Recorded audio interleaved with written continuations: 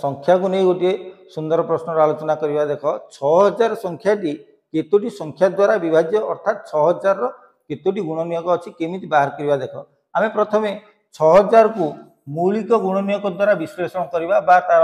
अभाज्य गुणनखंड बाहर करवा। लक्ष्य कर ये 6000 को आम क्या द्वारा भाग कर ये देख 20 आज 20 कर दि जाए 300 कर दि जाए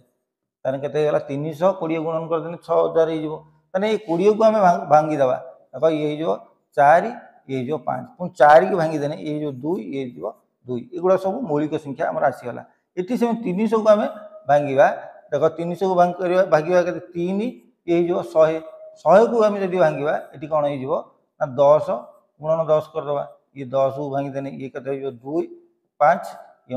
के 2 और 5 देख आम शेष सब गुड़ा कौन पाइले ना मौलिक संख्या पाइले। लक्ष्य कर ये केतेटा 2 अच्छी लक्ष्य कर 1 2 3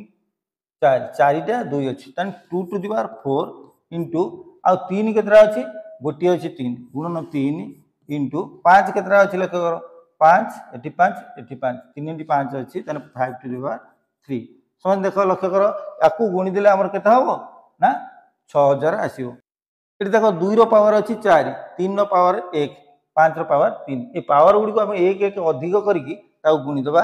आर 4 अच्छी 5 गुणन 3 रो पावर 1 अच्छी गुणन 2